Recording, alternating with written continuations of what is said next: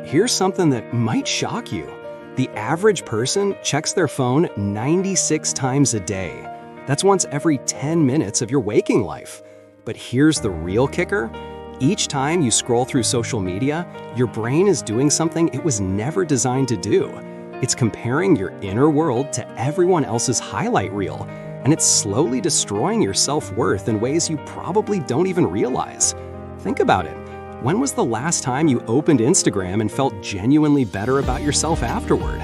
If you're being honest, probably never.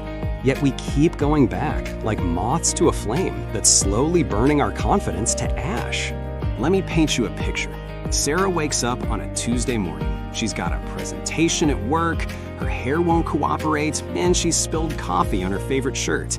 Before she even processes these small frustrations, she opens Instagram.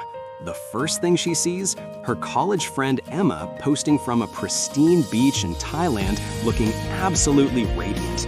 Next up, her coworker just got promoted and is celebrating with champagne. Then there's her high school acquaintance showing off her perfect family dinner, complete with kids who actually seem to enjoy vegetables. Within 60 seconds, Sarah's Tuesday went from mildly annoying to catastrophically inadequate. She's not just having a rough morning anymore, she's failing at life. Her brain just processed 30 curated moments of other people's peak experiences and measured her real, unfiltered morning against them. Sound familiar? We've all been Sarah.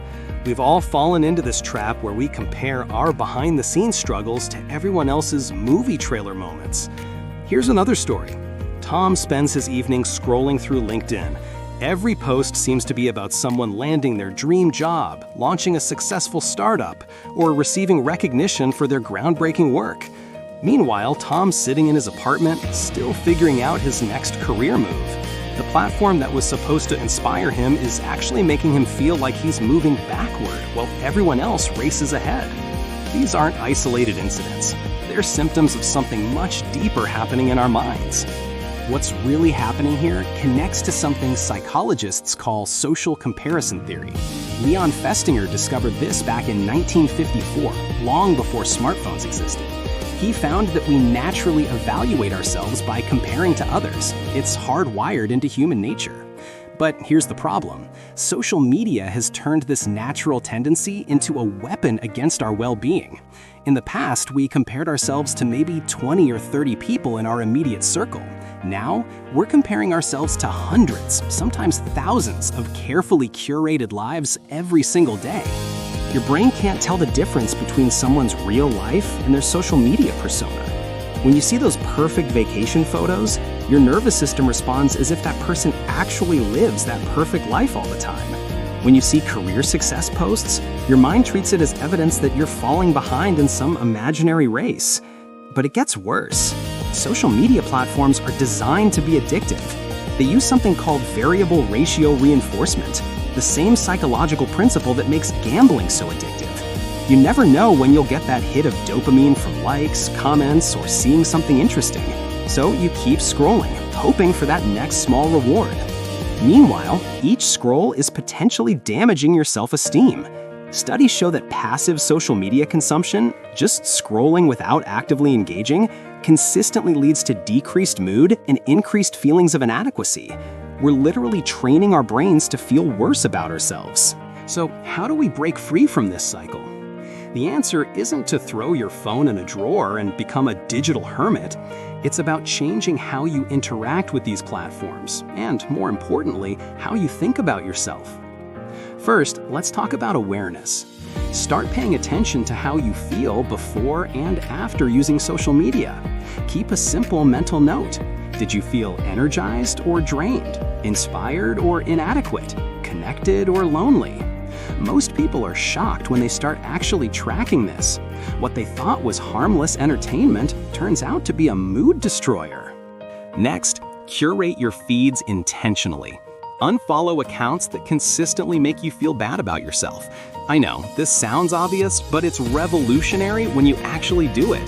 That lifestyle influencer whose perfect morning routine makes you feel like a slob? Unfollow. That acquaintance who only posts about their amazing achievements, you can cheer for them without exposing yourself to constant comparison triggers. Follow accounts that inspire you without making you feel inadequate.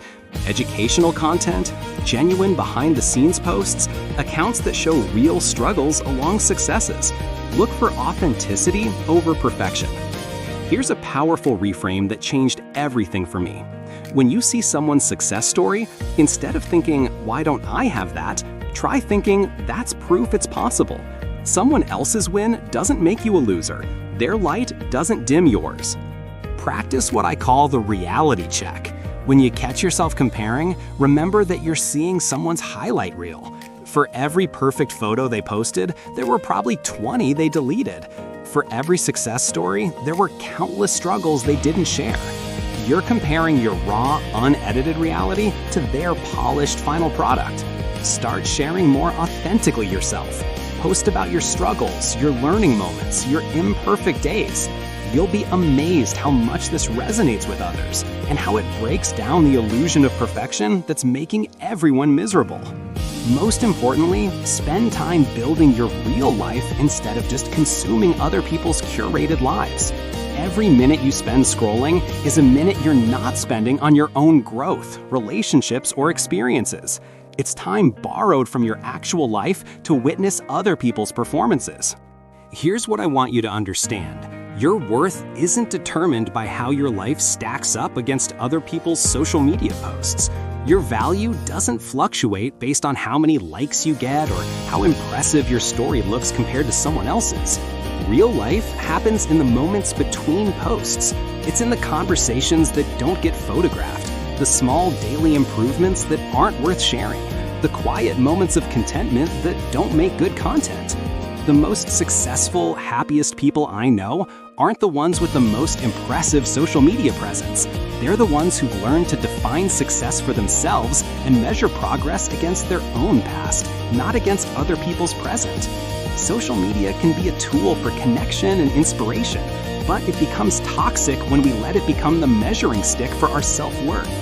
You have the power to change how you engage with these platforms. You have the power to protect your mental space.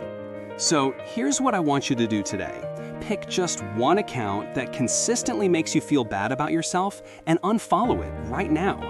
Replace it with an account that educates, inspires, or makes you laugh without making you feel inadequate. Notice how you feel over the next week. Pay attention to that small shift in your mental environment. This isn't about perfection, it's about progress. It's about taking back control of what voices get space in your head. Your self-esteem is too precious to be held hostage by algorithms designed to keep you scrolling. You deserve to feel good about yourself and your life, regardless of what anyone else is posting. If this resonated with you, subscribe for more insights on building genuine confidence and mental resilience. Because your real life, the one happening right now, away from the screens, that's the one worth investing in.